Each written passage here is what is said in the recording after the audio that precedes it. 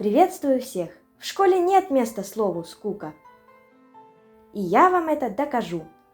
Сегодня вы познакомитесь с невероятными приключениями школьников. Итак, начинаем. Представляю вам книги, напечатанные рельефно-точечным шрифтом. Первая книга Анатолия Алексина «Очень страшная история» в 2 частях. Следующая книга Вильям Козлов «Копейка» тоже в 2 частях. Первая книга называется «Очень страшная история». Начинается все с создания литературного кружка в классе, куда вступили 6 разных ребят.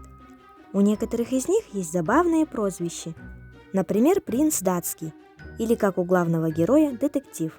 В последнее время секрет старой дачи ребятам не давал покоя, и они, конечно же, вместе решили разобраться в этом. И поехали туда.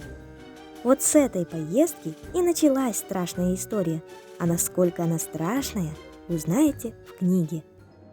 «Копейка» – следующая книга нашего обзора. «Копейка рубль бережет», говорится в пословице, которая стала девизом для Ганьки Куклина. Это было неправильно, потому что из-за этого поведение Ганьки менялось в худшую сторону, и друзья старались с этим что-то сделать.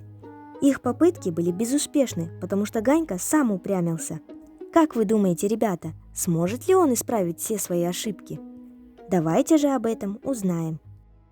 Вот эта осенняя подборка только для вас, друзья. Приходите в гости и наслаждайтесь разными приключениями. А мы встретимся в следующем обзоре. Всем до свидания!